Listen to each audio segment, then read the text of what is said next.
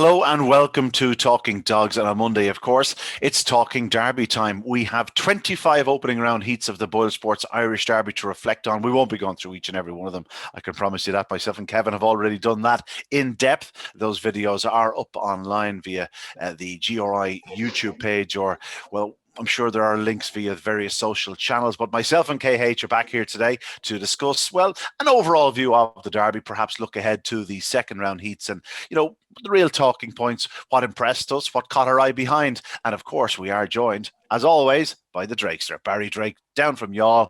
He'll be telling us all about how the Cork Challengers performed. That's basically about it. There'll be no mention of football, and there'll definitely be no mention of hurling. Okay, we'll move on. Gentlemen, it was a cracking start to the Boylesports Irish Greyhound Derby. Kevin, I know you were suitably impressed. We spoke after Friday night. We spoke after Saturday night. Saturday night was something special. It was, and the clocks were there to back up the performances. Track was, in my opinion, definitely running that bit quicker on Saturday night. As a standard bearer, just having a look through the heats, I'm going to get stuck into them to price note today. I've sort of put a marker of 20 spots on the difference, in my opinion. Whether I'm right or wrong, that's just my own opinion. I think in and around the 20 mark. Certainly from halfway through the night, it was probably 20 faster. So the rain in the early part of the evening did help matters. It sort of sped the track up, and as the plating went on, it certainly got a bit quicker. Barry, you were watching from your provincial base, shall we say, suitably impressed. Plenty to whet the appetite for the weeks going forward. Yeah, that's right. Enjoyed Talking Dogs TV on Friday night, and of course I was in Shelbourne Park on Saturday night, keeping an eye on the action up there as well. So look, there were so many great performances. Loved the opening round, 25 heats. It's just a feast of top class greyhound racing, and of course that man again, Liam Dowling, had a very successful weekend. It was great to speak to him on Thursday's podcast. Always a gentleman with his time, and I think it was 5 winners. He had a triple anyway on Friday night, and I think he had 2 winners on Saturday night. So I'd expect him to be involved once again at the business end, and who knows, have 1 or 2 finalists come a couple of weeks' time. Yeah, there's a fellow called Graham Holland had a fairly decent weekend too. Just the 1 on Friday, but 4 on Saturday night, Kevin. And it included Jack's Little Thing, who I'm not going to say took us all by surprise, but the run took us all by surprise because he said the track didn't seem to be allowing that type of effort, but it was one of the truly great runs at Shelbourne Park. It really was, and the 16.96 to the third bend just really blew us all away. We knew at that point that it was going to be something special, and it was a throwback to last year's performances, and we were blown away by some wonderful performances last year, and obviously the Derby winner, New Taylor, coming from the same kennel as Jack's Little Thing. Who knows, if Jack's Little Thing can continue to throw out those runs on a consistent basis, he's going to be very, very difficult to beat. Yeah, Barry, we all saw him in action down at Clonmel. At the time, he did look like a real 550-yard greyhound. He performed so well in the rural Hawaii it stood on race stake. It's no real surprise to see him stepping up to the plate, but I'm not sure if we ever thought he'd be, 29-10, 16.96 around Shelbourne Park good, but he's certainly a greyhound that really is progressing. I think it's in the pedigree. I think the Limini breed as such are generally 2-year-old greyhounds. I think they need that little bit of time to bed into themselves, and Jack's Little Thing, by all accounts, is going the right way, and he's right up there disputing favouritism with Explosive Boy. For sure, and as you pointed out there, look, he's just turned 2 years of age, so coming towards his prime, and in fairness, his last couple of performances have been, out of this world. 3 winning displays in a row, and I think he's benefited as well from the switch to the middle traps, and certainly suiting him. And as you said, he's going to prove a difficult nut to crack now going forward for sure. Yeah, of course. He's still not quite favoured. That is Explosive Boy. Kevin, Explosive Boy ran on the Friday evening, 29.47 from the front. Stefan's rocket sort of kept him honest, but, at the time, it was, that's a good run. It was a sort of workmanlike display. After Heat 12, when we were reflecting on the night's racing, you realised it was a hell of a run. Ballymac Ariel got a solo out front, 29.50. Okay, the Pendleton Shebovich took off in the final Heat, 29.53. But Explosive Boy, while it wasn't, devastatingly impressive to the eye, it was perfectly satisfactory for Pat Guilfoyle and co. This dog is a deserving Derby favourite still. Yeah, and if I was a supporter of him, I would have been very impressed with him. I know what you're referring to is about the fact that Stephen's Rocket stuck with him so well to the third bend, and it was a brilliant run by Stephen's Rocket in defeat. What really impressed me, if I was an explosive boy backer or follower, was the way he kicked off the last bend, like we mentioned in our review on Friday night. I wasn't overly convinced that he wanted the 550 until he went to Tralee. In Tralee, I said, okay, yeah, pretty fast track. He dominated down there. Definitely looks like he wants 550. Let's see how he gets on in Shelbourne. And the way he kicked off the last bend on Friday night was something to behold. He definitely looked to have a bit in the tank, and I'd have no concerns about him going forward. And if he produces the early pace he showed in Limerick, in Tralee, and in Clonmel earlier in the year, he's going to be he's a worthy favourite in my opinion. I know Jack's Little Thing has it done in the clock, but Explosive Boy has the competition under his belt already. He's proven it, and he's a worthy favourite in my book. Yeah, Barry, the 8-1 about Explosive Boys, at the time when you looked at it and you didn't really put much work in, you went, God, that seemed fairly short about a greyhound. All of a sudden he was 6-1, with the sponsors prior to the opening round. He wins his opening round. He's down to 11-2. If he wins next week, and he should, because he's been absolutely gifted a heat from heaven. Before we go on, I know Knockable Sid was down as his main threat in that contest. He's going to be a non-runner. Pat Buckley confirmed yesterday morning that the dog had picked up a tibia injury. He's going to be out for a couple of months. So Explosive Boy will be in and around, I'm going to say about 7-1 on next Saturday night. There's every chance he will be 4-1 on this time next week for the Derby. Yeah, exactly. And look, there's a couple of fancy ones already gone. The likes of Jermaine Buck, I'm sure we'll talk about that later on. Front of Mani as well, another one that I had towards the top of the list. So, it was, as Kevin pointed out, he's a competition dog. He's done it on the big nights, and he didn't race in almost 2 months. So I'm sure there's plenty more to come. And as you said, he's a deserving favourite, and it'll take a good ground to beat him going forward. I sure will. By way of structure for this talk this morning, rather than jumping back and forward, I thought we'd look through the betting market for Boyle Sports, go through maybe the top 15 dogs in it, then we'll move on. We'll take a look at the bitches, maybe some of the big finishers, the dogs that caught the eye, and then perhaps look at a few of the heats towards the end, because it's so daunting trying to cover 25 heats, the 96 remaining greyhounds, and even mentioning a few of the dogs that didn't qualify. We just don't have that sort of time. So let's go down through the betting list. We've mentioned Jack's Little Thing and Explosive Boy. Both, did absolutely foot perfect in the opening round. So too is Ballymac Ariel. She's in at 12-1 with yourselves, Kevin. We know just how talented she is. If it was a one-off race and you were guaranteed that she produce her very best form, she'd be Derby favourite. The fact is, it's not a one-off race. She has a few rounds to go through. If she's had one problem, it's been consistency. Although, if you look at her Shelbourne Park record, it is pretty consistent. But the other night wasn't about consistency. It was about brilliance. Away and gone, blistering early, flash down the back straight, does 17.09 on a track that really shouldn't have allowed you to do 17.09. 29.50. I think 29.50 doesn't do her justice. It was a 29.10 run every night of the week. Yeah, she completely tied up. We sort of expected that. She'd been off the track for a little while and having a nice break to freshening her up, and she was awesome. I gave her the performance of the night on Friday night. She really stood out to me. If you can get her from A to B, like I said, from the boxes to the first bend in a similar fashion, close to 3:40. She'll do 17 seconds to the third bend and break 17 seconds to the third bend, and she'll rattle 29 seconds at the finish line when she's fully tuned up. Have no doubt about that. Like you said, on a one-off race, and she's as fast as anything that's in the competition.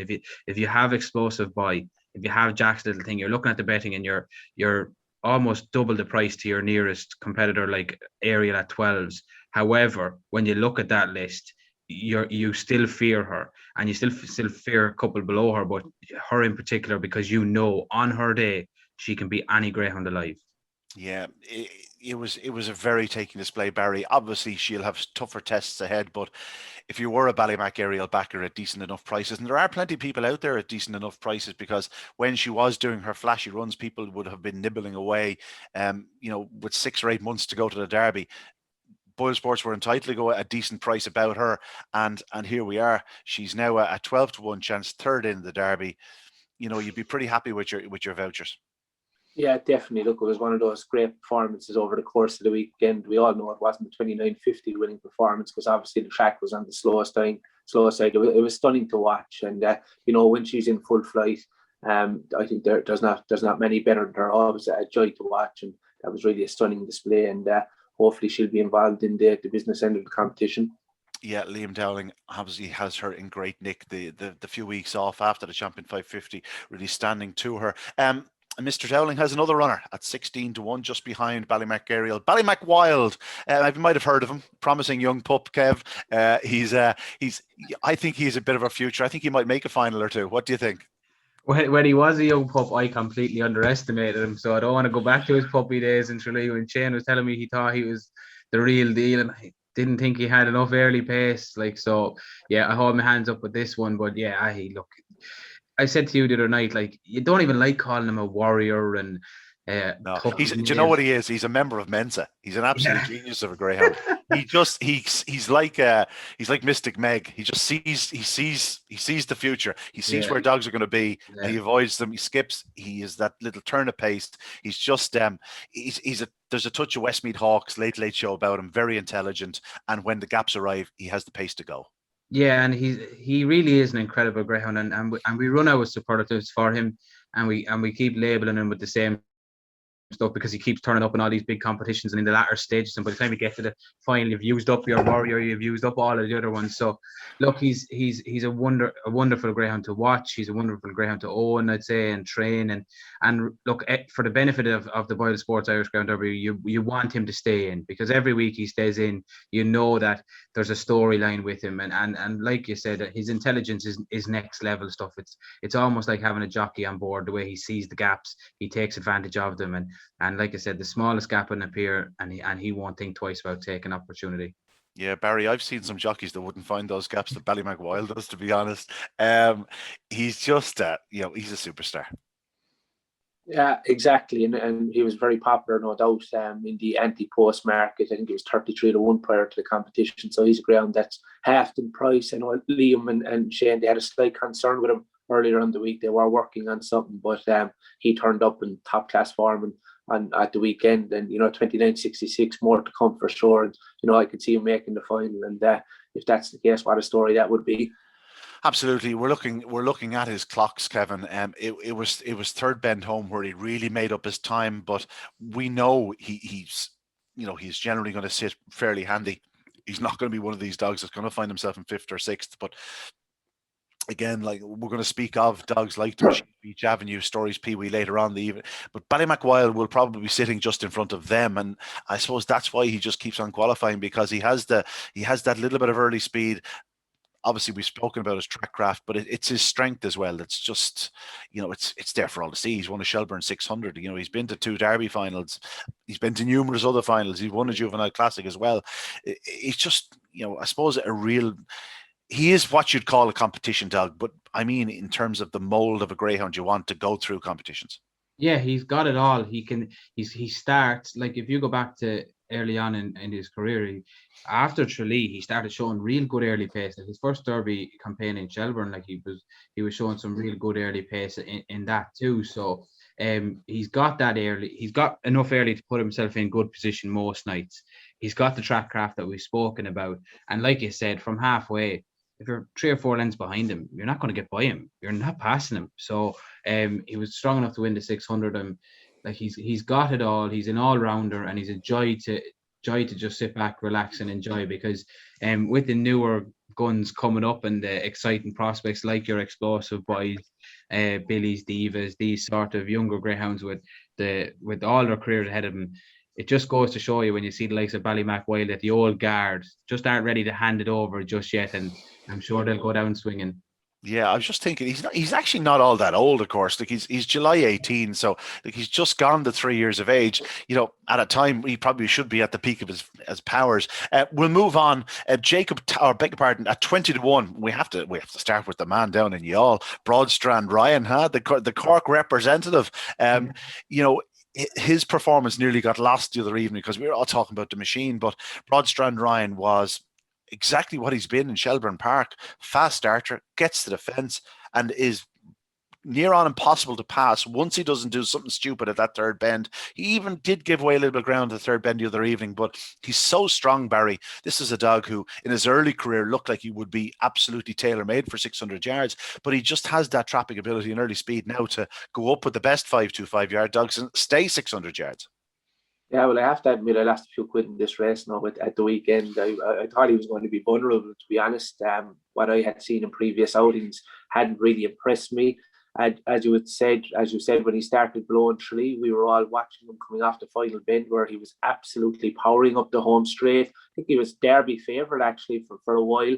When he went up to Shelbourne Park, he done a phenomenal run, 28-25. But as you said, also at the third bend there in recent times, it just wasn't running it well at all. But look, he was back to something there. He's very, very best at the weekend. That was a fabulous performance. And going on that, he looks to have his confidence back, and he could turn into a real Derby contender, trained by Johnny Linehan. He knows how to win a big one. Speaking to McCurry Park on Saturday night, he was more than pleased with that performance. So a lot to look forward to with Broadstrand Ryan.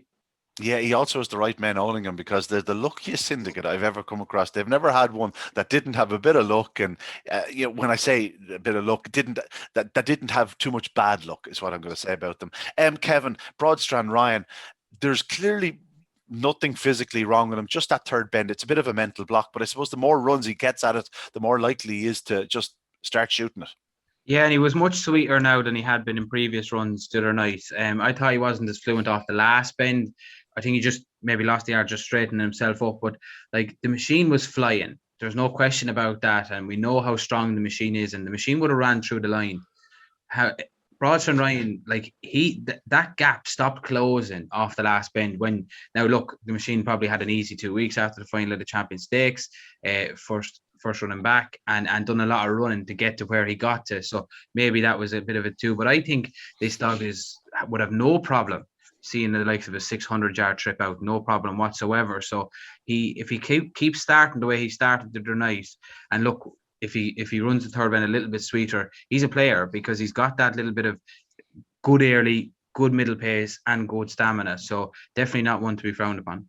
Yeah, he's one of those dogs that can compete against the early pacers, compete against the stayers, and compete against the all-rounders. He is an all-rounder himself, but he's an all-rounder with great trapping ability and tremendous stamina. Just a really nice greyhound. No surprise if he went a long way in the Derby. He is the type of dog, however, you got him drawn in trap 4 or 3, and you had an early pacer on the inside, you just try to be getting away on him, trying to avoid him, because he'll make a nuisance of himself, because he'll start and he'll edge towards that fence, and you just don't want to be in his way. Absolutely, yeah. And then we're going to come to the next lad, who's a flying starter who might just edge the other way. So that's the difference. The trap draws are so important in this competition, and Broadstrand Ryan definitely will edge inwards. Yeah, Kevin, of course, is talking about Jacob Tashadeleg Barry. He was one of the real springers of the opening round. We all know he's very talented. He'd shown real ability around Kilkenny in his recent starts. Con Guiney has this fellow singing the sweetest of tunes at present. And if he keeps getting his trapping right, this dog could go a long way in the Derby, Barry. Yeah, that's for sure. He had competed well in a lot of good competitions in his short career. Has he changed hands in recent times? He was with Neelis at one point, wasn't he? He was with Neelis for most of his career. So Con, I'd say, hasn't for about 4 or 5 races this stage. Kevin, is it? Yeah, I'd say he probably changed hands after the Kirby, wasn't it? It was after Limerick, I think. Connie definitely had him for the stake in Kilkenny here. I don't know exactly when Connie got him, but I'd say it was after Limerick. Neelis definitely had him in the Kirby and Limerick. Yeah, he was raw. He was raw when Neelis had him. He was flashing to a corner, sometimes running a bit awkward. Yeah. When dogs challenge him, he tends to just sort of forget, I'm supposed to turn here. Do you know the sort of way he runs traffic? But he's definitely developed just naturally, I assume. Just the brain is sort of kicked into gear. And by all accounts, Kevin, he's a greyhound that, if you have an explosive boy or a Jack's little thing, you do not want to see him on your inside. Absolutely no way. I'd agree with you. I think he's more mature. I think he's turning into a more well-rounded greyhound all the time. You're right. He looked a little bit awkward in Limerick, and you definitely didn't want him on your inside in Limerick. And we mean awkward in the true sense of the word. Oh yeah, that absolutely 100% genuine. Oh yes, one of those dogs that his head wasn't getting the message to his feet quick enough. Yeah, no, he would just drift off the opening bends. It just whether it was taking an inside line and just running off it on the corner. He wasn't as fluent on the opening bend in Limerick. He definitely seems to run the bends a little bit sweeter now, but you do not want this on your inside. He has lightning quick early pace. He's got great middle pace, and he stays to 550. Again, I know we keep saying it about so many of these. It sounds like we're saying the same thing about them all, but it's just the truth. And Connie, like you said, has this that absolutely flying at the moment, and I'm sure this that can be a player in this year's Derby. Yeah, 17-16 the other evening, 29-45. It was a hell of a run. We're going to go back to the machine here, 25-1 chance alongside the likes of Scooby Princess, Billy's Diva, Ballymac Fairone, Susie Sapphire, Stories, Peewee. Plenty of dogs at 25-1, a very talented bunch. The machine, there doesn't need to be an awful lot more said about him the other night, Kevin. He probably was left a little bit of short work after the Champion Stakes, probably needed the run, but his performance from 2 to 3 was absolutely incredible. It is, and every night you see him run, you nearly go, he can't. This is a good race. He can't give away all of that ground tonight. There's no real room for errors. He makes every error you can imagine, and he still makes, except very, very talented greyhounds, nearly look ordinary. It's incredible. It really is. You don't really know what to say about him. You can never rule him out. Like the pace he showed from 2 to 3. I know yourself and Robin, we were talking after race and were far more impressed than I thought I was. When I didn't get to see the replay, I'd watched it only the first time. When I went back and I watched the replay, I completely got what you were talking about. Like he drifts, he runs into traffic at the first bend, and then like as soon as he hit the second bend, he was just in overdrive. He was closing all the time, and there was a period between the bottom two bends where it looked like he might even pick up Broadstrand Ryan. And after the trouble that he'd experienced and the way he trapped, if you said that, and especially the way Ryan had broke himself, like he would have given I would have given 100-1 at the first bend, and it looked between the bottom two bends like he was closing enough to maybe catch him. But yeah, a brilliant greyhound, like you said, to me up in the box the other night. If there was pricing on greyhounds just to make the final, he'd nearly be favourite. Nearly be favourite. You took me on about that actually off the camera. What about Beach? Is it? What about Beach? Don't be all coy now, Kevin. Where's that bullish side? I'll stick to Beach. I'll stick with Beach. Barry, the machine. We know exactly how fast he is. I suppose the key to him is he's in trap 1 the next night. If you give him 1 for the next 3 or 4 weeks, he's going to be in the Derby final because he won't move off that fence. You saw him diving in the other night, probably caused his own problems. I know Skywalker Silla did drift off and hit him as well, but he is sort of edging inwards, and that's what he does in parts of his races. But if he gets a clear run of that opening corner, he's going to be in the frames. Isn't that it? Yeah, that's exactly it. Look, he's very, very fast, and great to watch. The likes of himself and Beach Avenue, when they put on them big finishes, they're always very popular greyhounds. And as you said, look, he looks one of the certain finalists, and as you said, favourite to get to the final. Yeah, we'll race through the next few because I want to get started on some of the other categories. But Scooby Princess ran a fine race of the night. We know exactly what she's about, Kevin. She's just a really strong, hard-running greyhound. She's been in unbelievable form for about a year at this point. It's not a case of just in 2021. She was a stunner last year. She produced some fine displays through the Derby. She's another one that could just qualify for a round or two more for Jennifer O'Donnell. She's singing a sweet tune. Yeah, and I think we need to give Jennifer a little bit of credit here. Everyone always directs the credit towards Scooby, and rightly so. Like she's the one out on the track, and but you look at her career so far, she was so consistent in the Derby last year. She was brilliant in Limerick. She's come back here. She ran brilliantly in the Irish Oaks, and now her Derby campaign is underway, and it looks like she's going to have a successful one here again. But a special word for Jennifer. Like Jennifer has really got some tune out of this bitch. I can't remember ever seeing this lady running a bad race. And as we know, sometimes with bitches, it can be hard to keep them at the top of their game. Sometimes they'll take a dip in form, and I can't remember Scooby having that dip. So I credit Jennifer there as well. Yeah, Barry, you would have seen plenty of Scooby Prince over the last year. We know you're a massive fan, but Jennifer really has given her a wonderful campaign. She's spaced out her competition. She's given her a chance to produce her best every week. And as Kevin was saying, Jennifer has kept her in tip-top tune. She's doing an expert job at Scooby Princess.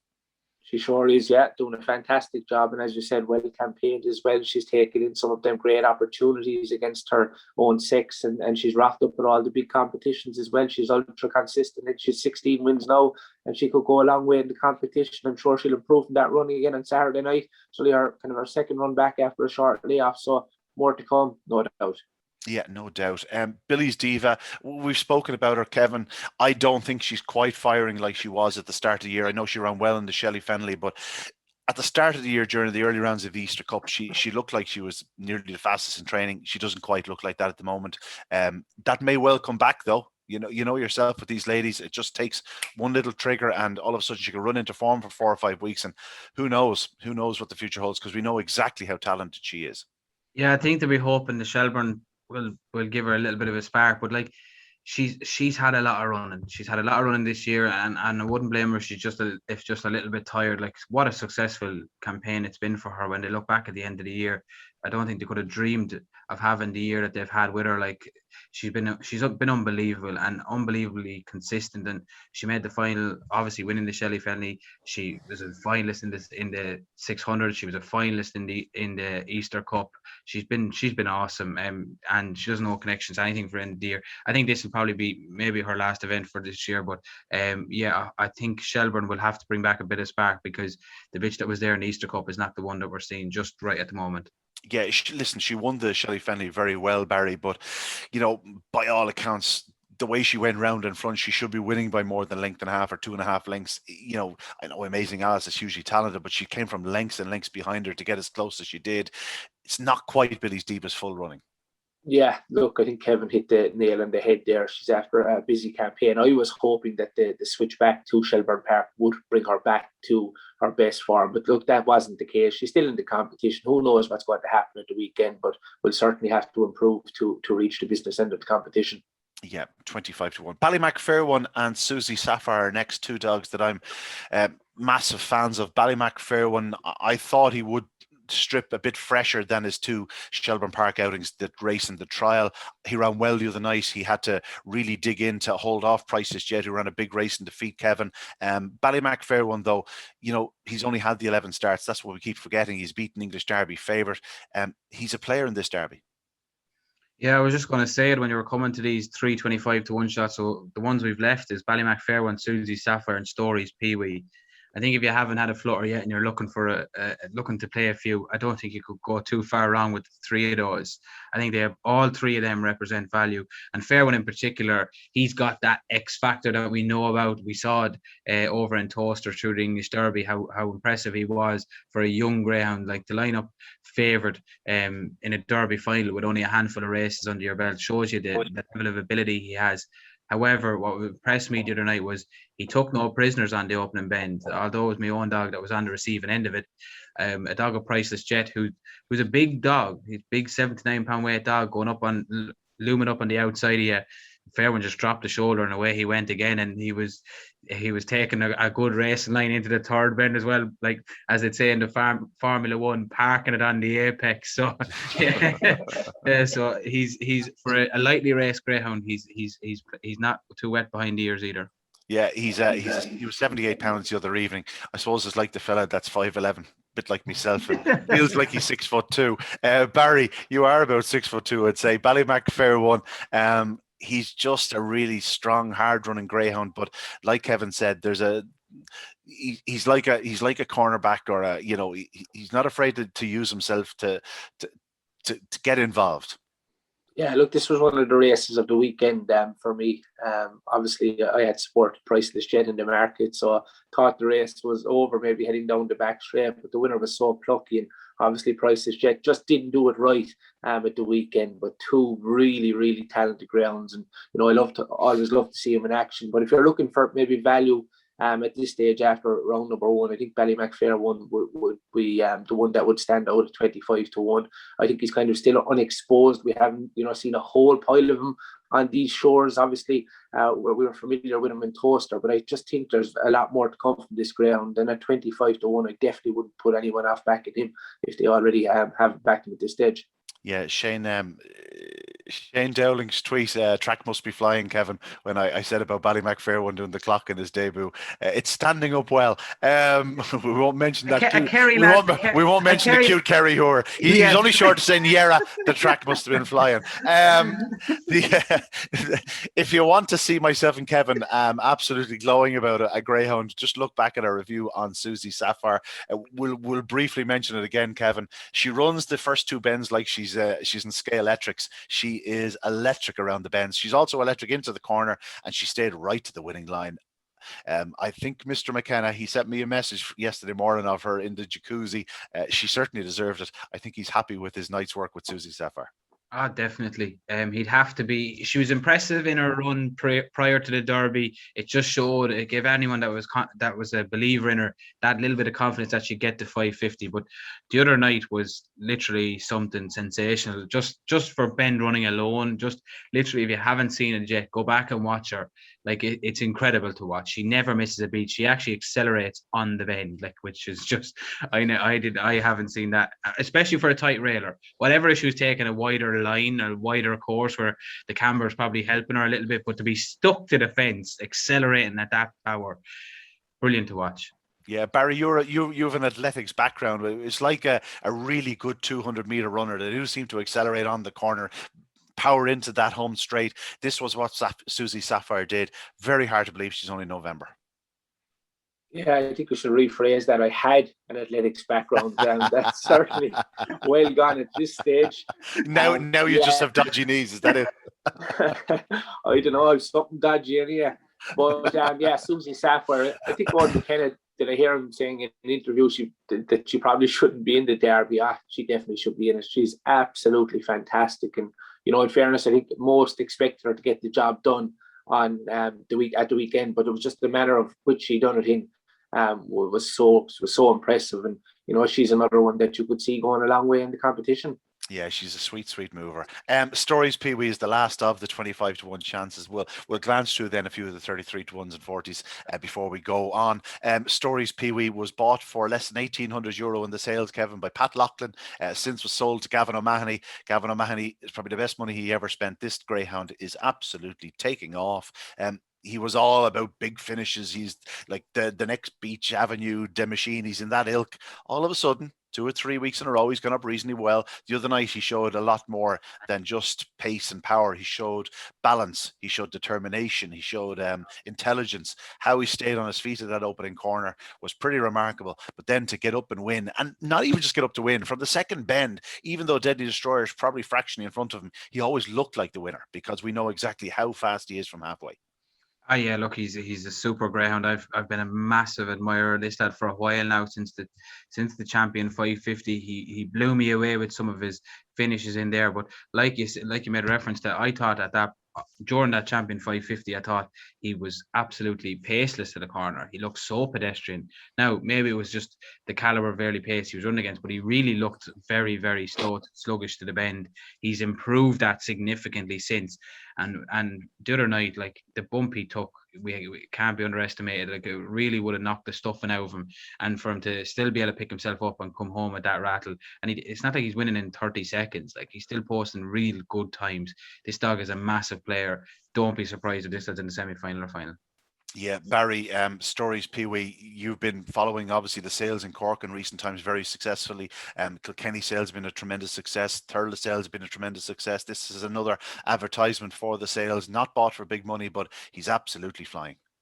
Yeah, it just shows you at the sales, if you get lucky, you could get a really, really good one. And, as you pointed out on your review after race the other night, great to see Gavin O'Mahony and Mert Leahy with a really, really good greyhound. Mert, as we said, had a great team going into the Derby, and Gavin has been a great supporter of greyhound racing over the years, sponsoring events as well. So he's a greyhound that I'd be rooting for. And in fairness, he looks the type of dog that you could run every Saturday night, and he'll go out and clock 29.50, 29.60. He won 29.42 tonight. He got around in front, so he's got loads and loads of pace. And hopefully we'll see him involved in the latter stages. And I think with his style of running, if he can keep trapping, to a half decent standard, he is one that will go a long way for certain. Yeah, you said it there. Stories Peewee did 29.42 the previous week, 29.74 the other evening, but there's no argument the 29.74 run was better than the 29.42 run, Kevin. The track was probably 20 or 30 back.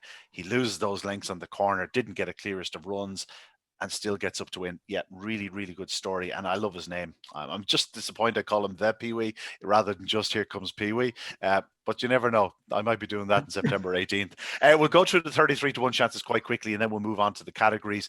Very quickly, lads, because we might touch on these again when the categories come up. Macho Pride. Really nice display by him. Good early speed, Kevin.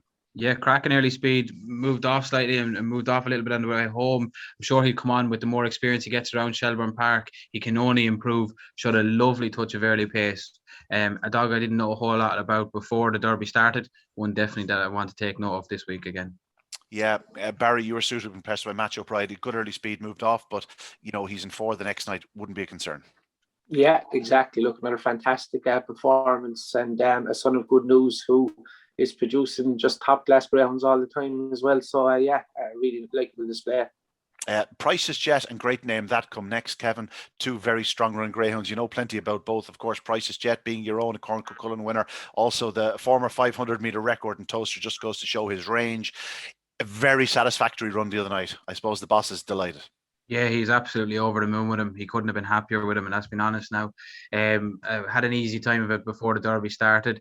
Still won't lose his head and go majorly different this week, but I'd say he'll probably have a pretty easy enough week again. But he came out of the race fantastically well, and it's all systems go for next week.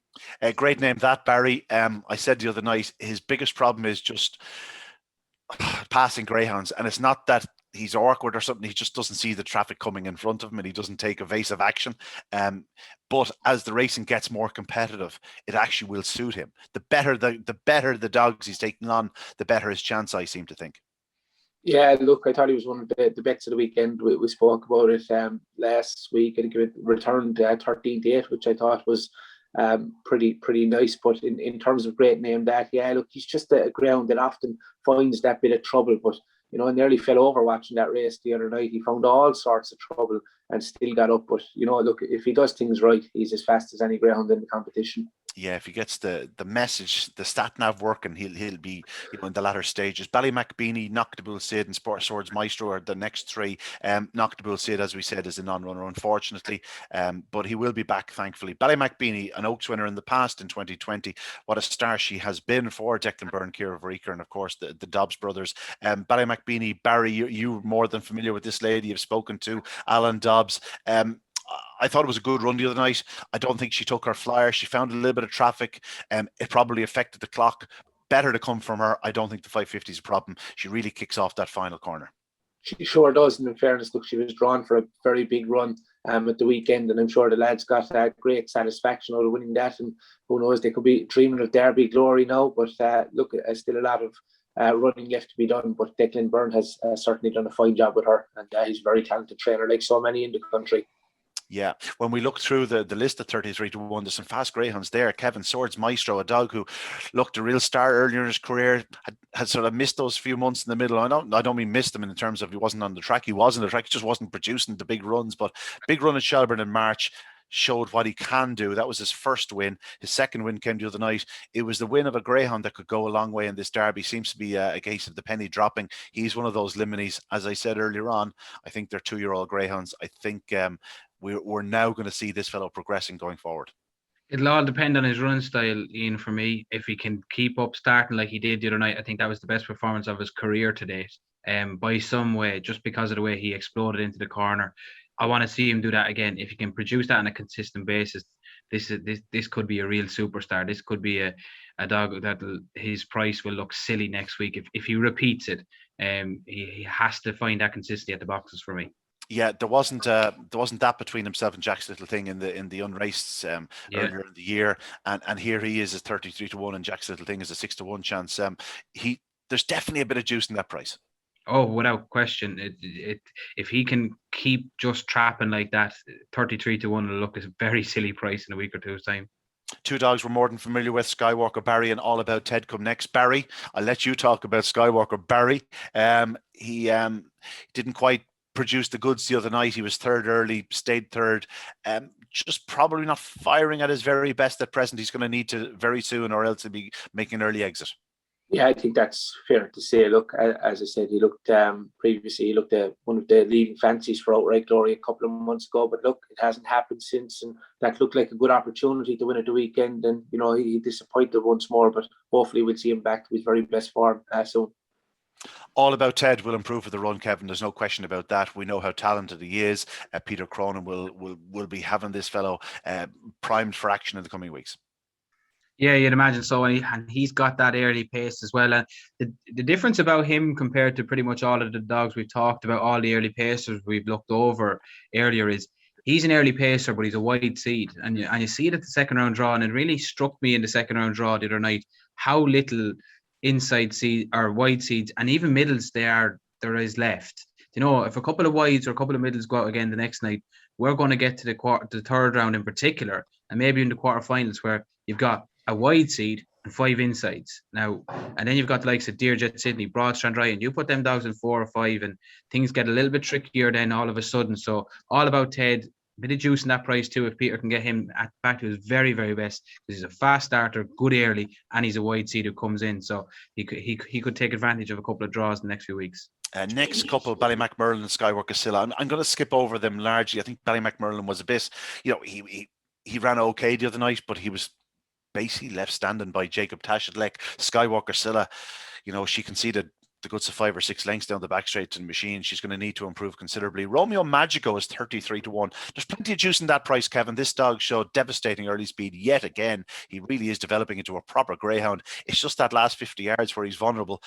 Will he strengthen up at this point, or are we just looking at a short runner and hope that he gets to the front every night? Yeah, I the latter for me. I don't think I don't think he's going to get the 550 strong, but I don't think he needs to. Boylesports Extra last year in the Boylesports Derby for me wouldn't have got 550 in the trailer outside. When the track quickened up and he came into a good bit of form, next thing he started posting 29-20s. I didn't think it was possible for him to do those kind of runs. Then you look at Pestana, New and Taylor. Were they real 550-yard dogs? Probably not. So if we get a bit of better weather, which we're due, and there's a bit of juice in the track, don't be surprised if Romeo Magico puts up some fancy clocks, especially to that third bend. Deadly Destroyer Barry, he just did things wrongly in the Champion Stakes. Finally did it again the other night, stepped out of trap 2 and took a bump. He's in 1 the next night. He's going to have to straighten up at traps if he's going to be a big player in this year's Derby, but he's still there and he's still capable of that flash start 29-10, 29-20 run. So you have to take him very seriously. But 33-1, there's definitely juice in that price, Barry. Yeah, definitely. Look, I think I supported him already at 25-1, so I might have to go in again. Trap number 1 is going to be a major concern, isn't it, at the weekend? You say that, but yet his best run was from trap 1. It's just something that snuck in a couple of nights. Yeah. Will he straighten up? He may well do. Well, hopefully he will straighten up anyway for my sake. We might let the other fella talk about the next runner, Beach Avenue, who really should be favoured to reach the Derby final, Kevin.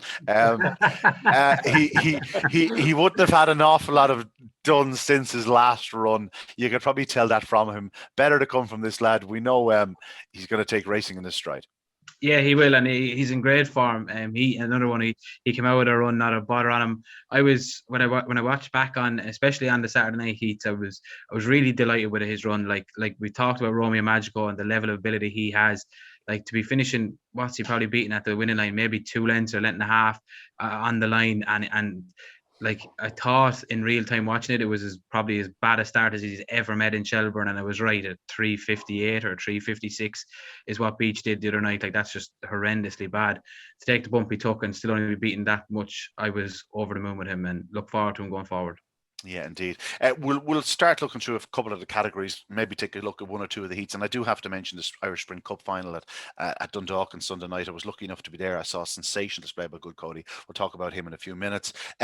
Firstly, I've written down here starters and finishers. We've touched upon a few of them, of the early pace starters the starters that really impressed that we haven't mentioned.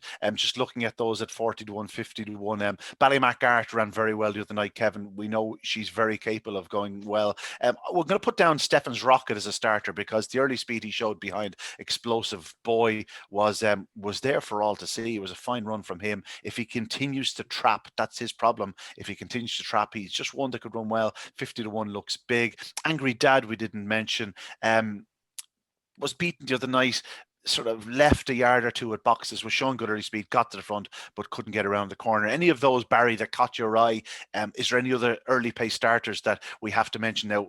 Bear in mind, I will be talking about the ladies, so I know I left out Penny Lane Sheba because it was a hell of a run, but anything else of the starters that caught your eye, or even those 3 that I mentioned? Yeah, look, I know you've been speaking highly of Stefan's Rocket, but Penny Lane Sheba, I thought that was a magical performance, really. And, visually you could see that she was doing a fantastic clock, because that was Friday night and the track. As I just said, yeah, we'll talk about her in the bitches, but no problem, Barry. Let's talk about Penny Lane Sheba. All right, I missed that. Sorry, I was going to she's a lady. She's a lady who has always had a bit of talent. I remember hearing whispers about her earlier in the year. The other night caught me a bit unawares, however. I wasn't quite expecting that. As you say, most impressive. A dominant display. Yeah, look, it's always great to see these greyhounds that might slightly come under the radar and come out just to watch her run on Saturday night. It was just all one-way traffic up front, and I thought it was one of the performances of the night. Kevin, you would have been listening to me, so you know what I'm talking about here. Any of the dogs that flashed to the corner, did a big run from the front that you want to mention that we haven't mentioned yet? Yeah, one, and I'm not really mentioning them for this derby, so it might be a bit strange bringing them up on this podcast. But for those that will be looking forward to state competition at the end of the year, this lad I'm sure has been set up for the Puppy Derby.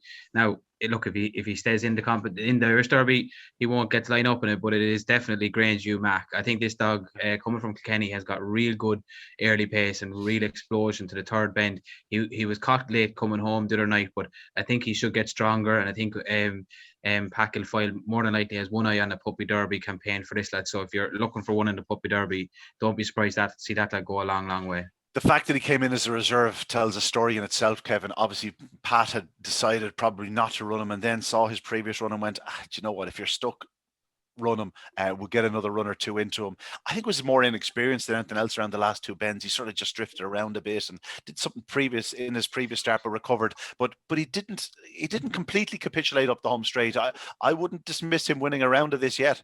Yeah, no, and also, like I was saying to you as well, like Pat was telling me, he's quite excitable, and he was in like the second last or the last race. I don't know whether it was 12 or 13. It was quite late, yeah. It was quite late. So I don't think all of those things. Now, don't get me wrong, I think Pat's probably delighted to get that experience into him now, and he can only come on and learn from it, yeah. But a dog, I think, has a massive future, and I must say I'm very, very taken by.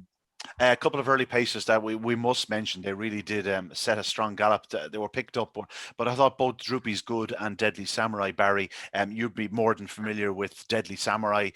Droopy's Good is a dog with blistering early speed. He wouldn't get 550 yards in a black taxi, though.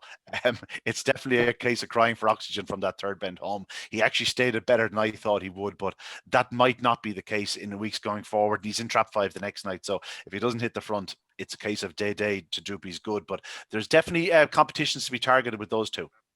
Definitely, yeah. Both a fantastic early pace, as you said. And, of the two, I thought Droopy's Good, even over 5.25. I thought he might be a little bit vulnerable, but he lasted out longer than I thought as well at the weekend. And, I'm sure they'll have plenty of targets for him going forward. You never know. He might even make the switch to the UK for some better opportunities. I think Paul Carpenter is involved in that ground, is he? He is. Paul is always on them, but he's recently sold a share to Bev and Graham. So Bev Lockheed and Graham Bach. So definitely a possible tilt at something like the East Anglian Derby or one of them in Yarmouth is on the cards. But definitely, if one of those rocked up the laurels, you could see them running well, Barry.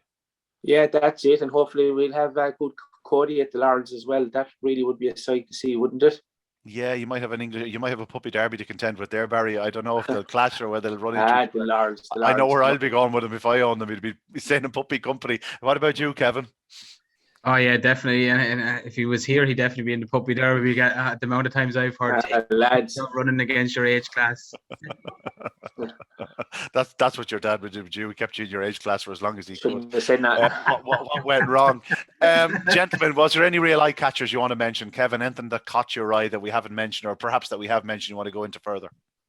I think there's a couple there around the 50-1 mark that really caught my. Well, when I say caught my eye, the two I was going to mention were Catch Me Flying and Dearjet Sydney in particular. But look, they're probably well exposed sorts. There's a handful there of dogs that really caught me by surprise that I weren't expecting. Crafty Bonanza, we spoke about him the other night. Like what a performance! Martin Landy had a tremendous round. When you consider Reshore and Crafty Bonanza both ran absolute bullers. Yeah, and I think we wouldn't be doing a justice if we didn't give those sorts of mention, because those weren't that particularly known to me before the stake. Carrigain North, Thomas Buggy, loved how he ran. Really, really loved how he ran. I think he could be the next Catch Me Flying for Thomas's kennel. So there was a couple at the Lacazette. He's 100-1. He's 100 to 1. He was the second fastest dog in the Derby, along with Jacob Tashadeleg. There you go. 100 to 1. What did I say to you, Ian, about this dog? I've seen this from pricing up the cards. We could put this dog up at a big fancy price every night. He always runs a good race and no one ever goes near him. 100 to 1. How could you go wrong at 100 to 1 on him? Second fastest heat winner. I hear you. So, yeah, so there was a couple there. Yeah, those would be the ones I'd mention. Barry Anthony caught you right. You want to give a mention to, or something you think deserves a mention? Yeah, Derek Sydney, I thought he ran a cracker in the feet. Obviously, Ballymac Ariel kind of turned it into a one dog or one bitch race, pulling clear early. But I thought there was a lot to like about his performance, and I'm sure he's a greyhound that will improve. And, if he can get off to slightly better starts, I think he could go a long way in the competition. Yeah, just a point, I know bookmakers are reactionary and that's the nature of the game, but personally, I feel there's an awful lot more value in the market after the opening round than there was prior to the opening round. Drake Sydney, you mentioned there, he's 50 to 1 chance. Like, he's an English Derby winner. Sing Along Sally, I know they're both Pat Buckley runners and they'll both come on for it. They both look like they need it. K-Time Milo is 66. You know what I mean? We've mentioned so many dogs there amongst the 40 to 1s, 33 to 1s. There's real value there if you go into the market, pick out a couple at big prices and maybe a small few quid each way. But again, don't bet beyond your means. Just to mention on the Boylesports King, Ian, like, not necessarily from me, more from probably yourself and Barry. Like, I suppose everyone would say to me that I'm just saying it because I'm a member of Boylesports, but like, taking the name away and taking the John owns him away, like, I think it's incredible to see the dog who ran up the Derby in 2019, who's had literally probably 2-3 races in that period, run to the level he ran at. I think it was fantastic. While on the subject, Boylesports King, we have to give the litter a mention. Razzle Dazzle Peewee, Razzle Dazzle Monarch, both winning their heats. Boylesports King second in the heat. The Monarch and Peewee are two of the most popular greyhounds in training. They never run a bad race. And Boylesports King, as you said, what an achievement to get him back to the track and to run such a fine race in defeat behind a proper greyhound. It was a hell of a run from Boylesports King. There's just a few I want to give a mention to. Of course, Amadeus Luke, I thought, ran very well for the boys, the Colgans. Really nice dog. He deserved to get a win on his card at Shelbourne Park. He'd been running a really good company. I thought the likes of sort of the Monrod Thunders of these, the dogs that were sort of picked up late ran big races. There was a couple more I wanted to mention. Razzle Dazzle Peewee, I got him on the line there. At La Gazette, I was going to mention. But so many dogs in defeat ran very, very well. The likes of No Green Dye is a dog that's really singing a sweet tune at the moment, Flora Earl. And plenty of big name winners, of course, but it's also one or two of those type of dogs that you want to see progressing. There's plenty of them. There's a lot of good storylines to come in this year's Derby. Gentlemen, I'm going to have to ask you now before we move on. Is it still between the top two in the market, or is there another dog you're going to be selecting for Irish Derby glory, Kevin? I think we have the right two at the top of the betting. I think Explosive Boy through the whole year has been, for me, the most consistent dog. I think if we stopped the year now, I think there isn't really much debate. He'd win dog of the year. To this point, he's just been awesome, whether it was running in Limerick, Clonmel, Tralee, and now up in Shelbourne. So he's definitely the right favourite. Jack's Little Thing, 1696 to the third bend, that you can't buy that. And if he can keep up that starting ability and go into the third bend. So I do think we've the right two at the top of the betting. However, the more we were talking there and you were listing out 25 to 1 shots, 33 to 1 shots, 50 to 1 shots, like an English Derby winner at 50 to 1 in Dearjet Sydney, I think there's plenty of value to be had. And I don't know whether I'd be prepared to pin my colours to the mast just yet. If you found 50 quid in the floor and you were asked to have 3 or 4 bets, you wouldn't be backing the 5 or 6 to 1 chance. You'd be backing those dogs. Yeah, absolutely. I think it was just when we were going through it, I think you hit the nail on the head. I think there's plenty more value to be had towards the bottom, the bigger prices. And look, not just because he's my own, but Priceless Jet at 33 to 1. Like Cork Cullen winner, I think he was unlucky in the Champion Stakes. Like if he'd have got around that bend, who knows if he'd could have won it. Like if he'd have won the two of those competitions, I think he might be looking at about half that price. And to run against Ballymac Fair one and in my opinion lose what he was beaten. So I think he's just one of You could name 10, so I'm naming him because he's here in the area. Right, that's okay. No. You heard it here first. Kevin Hennessy thinks Price's Jet will definitely win the Boylesports Irish Greyhound Derby for 2021. Barry, I think we're all agreed that the top two are the right two. Anything else that catches your eye, or what do you think will win the Derby? Look at the prices. I didn't tip any of the front two before the competition, so I'm certainly not going to be tipping them now at the prices they're at. But look, as we already said, Explosive Boy is a superstar. Jack's Little Thing is developing into a superstar. But at the prices, at around 25 to 1, I take a chance with Ballymac Fairone. I think there's still a bit of value in that price, so we always like to get a bit of value. So that's the one for me at this stage. Value is the key. Value is the name of the game. Lots of juice in a few of those dogs. Sort of after the top 4 or 5 in the betting, there's plenty of dogs there that will be in the very, very latter stages of the Derby, in the 25, 33, 40 to 1, and even 50 to 1 in some cases. There's plenty of value there. Lads, whoa! Oh, you have to pick your one. Don't think you have to pick your one. You're not getting away that easy. Who's your pick? Kevin, sorry, you're breaking up there. What you say? Huh? Who is your pick for the Derby? Get off the fence. Yeah. Derby. Yeah. Value. Yeah.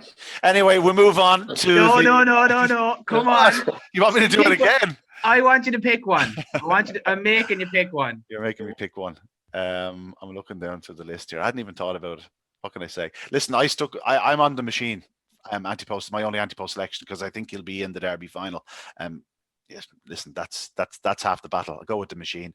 I thought, if all the early pace arrives in the Derby final, it's going to be something like the Machine, Beach Avenue, Storage Peewee, Bryce's Jet. It's going to be something like that you'll be looking at for the bit of value, and that'll do me. On to the heats for Friday and Saturday night. We'll have to race through these. I've picked out a few that we might just take a very quick look at, Kevin. Now, Kevin, very quick look now, right? Okay. Don't just look at me. 2 other culprits on this call. He too catches my eye. Angry Tornado, Ballymac Merlin, Jack's Little Thing is out in trap 5, and could have any chick who ran an encouraging comeback run the other night. Jack's Little Thing will no doubt be a very hot favourite, Kevin, but he'll need to be doing it right at boxes.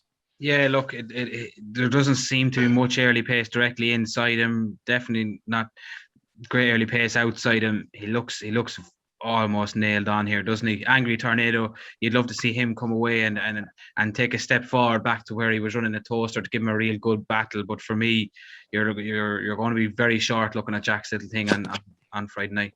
Yeah, well, Barry's opposing him in the outright market, so he might give us even money, Kevin. What do you think? Will we have an even score each? Yeah, I'll take that. What do you think? What do you think, Barry? Give us even money by Jack's Little Thing. He'll be a lot shorter than even money. And you think? Yeah. And as you said, look, Graham Holland had a great weekend last weekend, and of course, I think we kind of forget sometimes this man is going for 3 derbies in a row, and that would be another unbelievable story. And look, he'll win at the weekend, and cool if any chick could be one that could improve and qualify and go into the next round. But Jack's Little Thing, looks a certainty, doesn't he? He certainly does look the part if he hits the lids. Moving on to Heat 4, there's one man here that's a bit more interested in myself and Barry. Heat 4 features the aforementioned The Machine, Mountain Maestro, of course, a heat winner for Rachel Wheeler, Ambitious Luca, a heat winner, Deadly Samurai, who went so close in his heat, Stories Direct, who has that fine pace to the third bend, and Price's Jet, who ran such a big race behind Ballymac Fairone. This is pretty hot, Kevin, as they're all being drawn out. You gave me a bit of stick because I said Deadly Samurai is the standout early speedster in the race. What about Price's Jet, you said? I assume you expect Deadly Samurai to lead, but Price's Jet to turn a very close second, along with Stories Direct perhaps, and The Machine arriving late. Amadeus Luke trying to do something similar, Mountain Maestro also trying to get in the way, but it's a cracking heat. It is a cracking heat, and look, I just think that, like, in fairness, you watch him throughout the Cork, and I know it's over a completely different trip, with different traps, everything like that, but he was running against some well-known 4-benders, and he was leading them a merry dance every night. Then he runs in the Champion Stakes, and it looked like he was nearly going to sweep the corner and take it from like Deadly Destroyer and Ballymac Wild, and he paced up very well again the other night. So I just think he's a little bit more early paced than we're giving him credit for. So yeah, absolutely, I'd be hoping for a flash start again. If he gets that and he can go up with Deadly Samurai and turn close, I think he'll put in a big run. But look, your anti-post selection, the machine is going to be coming at him as well. So my anti-post selection against your anti-post selection. There you go. But listen, I just thought mine had a chance. You said yours was going to win the Derby. Barry, it's a hot little contest. No mistakes can be made here. Any errors will be magnified.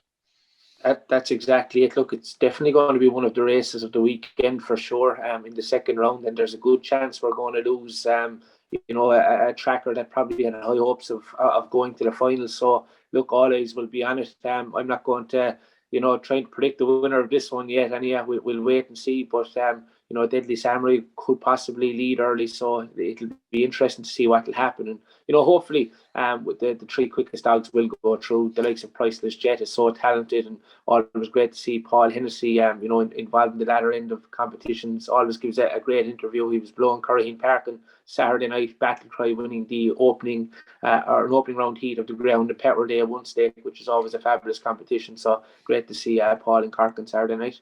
Absolutely. When you Cork get a mention at some point. On to Heat 5, Kevin. You have interest in this one. Barefoot Supremo. I think he's up against it a bit. He's going to need to find a landing gear. Broadstrand Ryan, Billy's Diva, Ballymac Fair One, Catch Me Flying, Gord Kelly Nestor.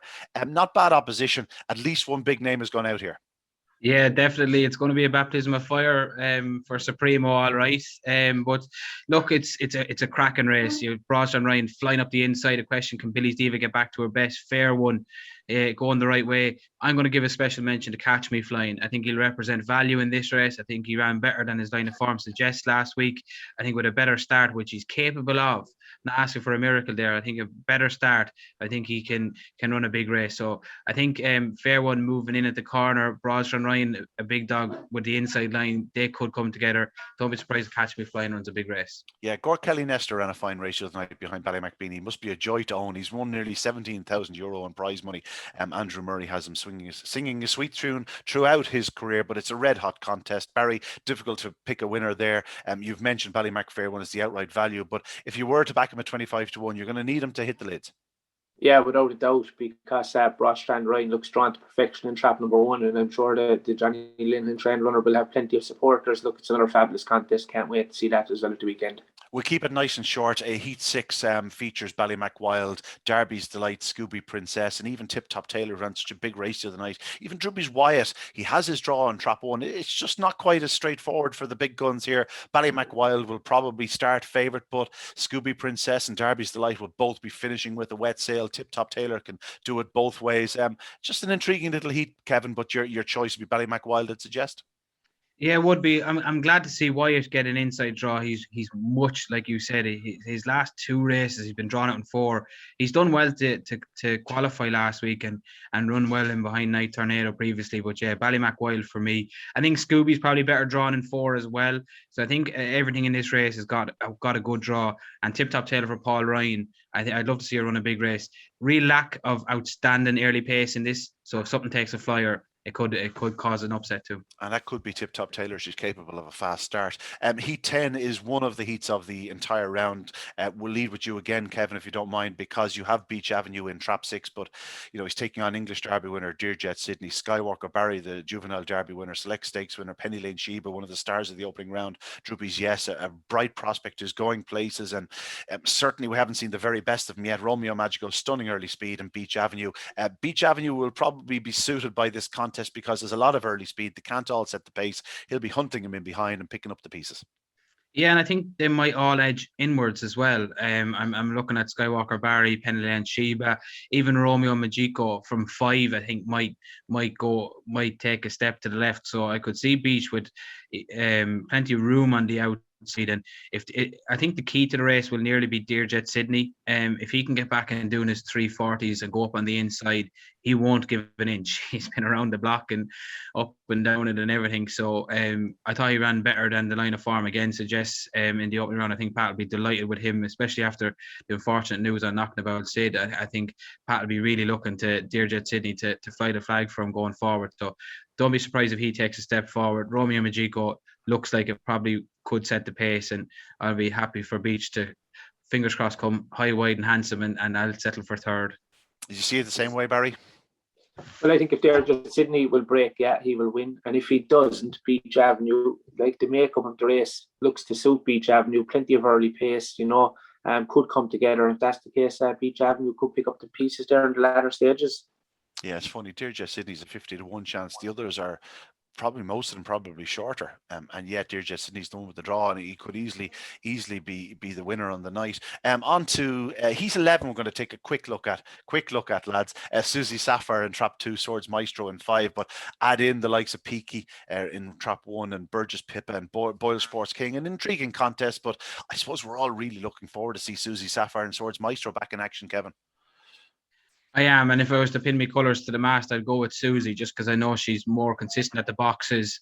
Swords Maestro could probably do it would be stronger and could do it coming from off the pace if things didn't go according to plan. But I'm really looking forward to seeing Swords Maestro, just to see, can he repeat that early pace and can he stay consistent to it? And everybody just keep an eye on Susie on the corners and just watch this lady in action. He'd want to do something very special to lead Susie Sapphire, Barry. She looks likely pace setter. I suppose that will see her start favourite. Oh, yeah, definitely. Look, I think there's more to come from her as well. She clocked 29.59 last time. I think she can go even quicker. And as Kevin pointed out, it'll be interesting to see what way Swords Maestro will track. Heat 13 is an interesting heat, lads. I'll just speak about this because we have to move on. And Ballymac Ariel's out in trap 5. She will start a hot favourite. Stephen's Rockets in 3. Be interesting to see how this one runs. But Ballymac Belleville, Galvarino, Monrod Thunder liking the inside, and Salmick Sunset staying out. Not an awful lot of early speed. I expect Ballymac Ariel to lead around the opening corner, perhaps go on and win. If Stephen's Rocket hit the lids, he could run well in behind. But an intriguing little contest. Could be a right battle for third spot. Moving on to Heat 14, I want to mention, because Explosive Boy, in the absence of Knocking the Bull Sid, it'll be a 5-runner affair. Brykar Oaken 1, Razzle Dazzlani in 2, diving for the inside. No green die. Nice, strong runner, and out in 6 Butsy's Bullet where he wants to be. Explosive Boy will be the hottest favourite of this year's Derby, perhaps the hottest favourite of last year's Derby, probably the hottest favourite of the previous year's Derby. He could be anywhere as short as 8-1 on. It's very, very hard to see anything but a very, very easy success. Am I right? You just need to nod your heads. Yes, Ian. That's great, lads. Yeah. Keep that up. That's tremendous. And the final heat of the round I want to give a mention to, Deadly Destroyer. We did mention he was in trap 1. It's a bit of a concern, especially with the likes of Ballymac Beanie in trap 3, Angry Dad in 4. Even Rural Star showing glimpses of coming back to his very best, and Viper's Buzz, a pacey runner on the outside. Deadly Destroyer and Ballymac Beanie will probably be the big two, but I think Angry Dad has a run in him. Kevin, what do you fancy in the heat? Is there anything that I haven't mentioned? Like, the only one I haven't mentioned really is Trap Joey. He's a nice type, but this is tough. This is tough, and this is, looking at it, a race I would probably look for value, and I would imagine Viper's Buzz could even be maybe double figures on the night. I'd stick a 5 on him, just because, like you said, Beanie's got great early, will probably go to the inside on the corner. Deadly Destroyer will have reasonably good early and maybe take a step right. So for me, at a price, Viper's Buzz to find is somewhere near his better form, and Angry Dad as well. Yeah, I'd agree. I think could be trouble on the inside and might be value elsewhere. How would you see it, Barry? No real opinion, and it's more interested in the previous heat, where I think Pierno is probably the best bet of the entire second round. Thought he was slightly unlucky last time, ran well, and I think this looks a massive opportunity for him to get back to winning form. And as I said, I think he's the better of the second round. I like the way he's thinking, Kevin.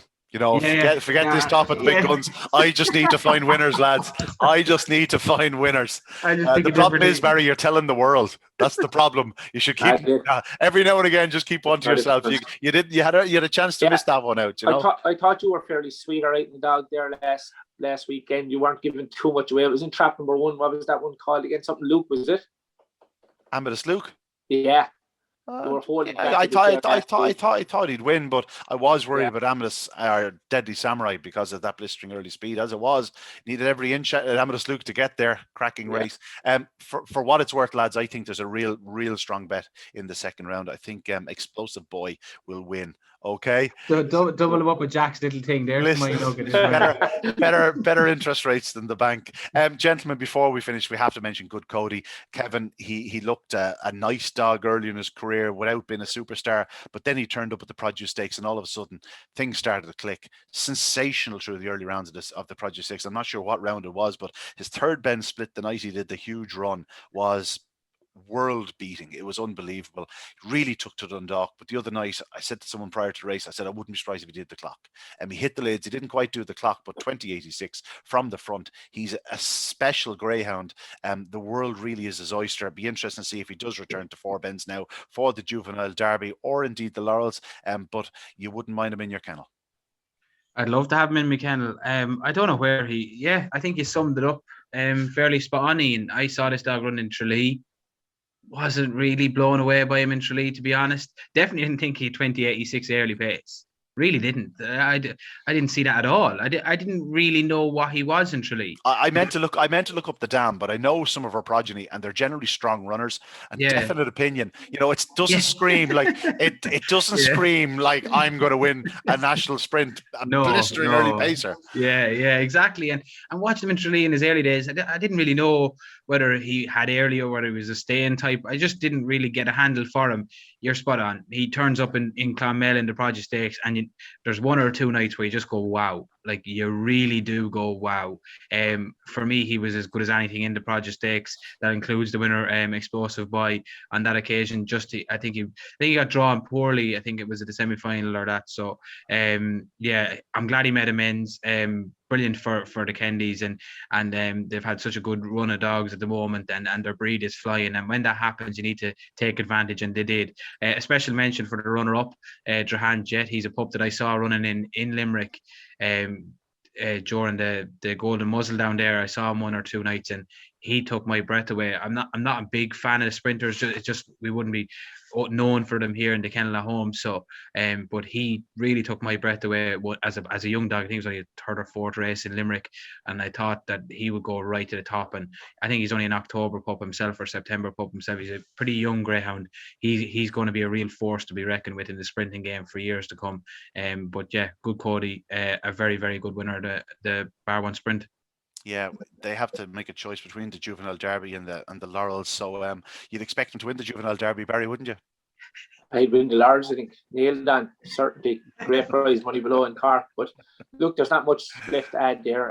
Kevin went into fine detail there. But look, it was a huge win for the Kennedy family, especially when they were training the greyhound themselves. So look, a fabulous success for all involved, and a nice little pot to win, in fairness. And like a lot of people thought that he might, rock up at the Irish Greyhound Derby, but I think the decision was certainly the right one now after winning that big race last night. So congratulations. Absolutely, 100% correct. And I did raise an eyebrow, but I suppose the more you did think about it, like the 550 yards was going to test him at this early stage in his career. It was probably the right decision. In fact, it was definitely the right decision. All I know is that when he does rock up in the Juvenile Derby, we're using the term rock up quite a bit here this evening, but when he does rock up into the Juvenile Derby, if he hits the lid that first night, there'll be more interest in the third bend clock than there will be the finishing clock. You'll be seeing lads, the nerds like us lads will be fixed on that third bend clock, because I would not be surprised if he did. I'm sure you let us know what it is. 1570 to the third bend. It'll be absolutely unbelievable, and I'll be in my element giving it a scream as he hits the final turn. Keep an eye on the dead heat as well. Oh, here. Make one mistake in 20 odd years, Kevin, and you're held to account on a Monday morning, huh? Listen, lads, it's been a pleasure. On that bombshell, we're going to end it here, because we have a great derby to look forward to. 96 remaining. It'll be down to 48 in a few days' time. We'll be back next Monday discussing all matters Boylesports Irish Greyhound Derby. But for now, my thanks to Kevin Hennessy, my thanks to Barry Drake. Apart from that scandalous last remark, he's been doing a great job. But that's it from us this morning. Good luck and God bless.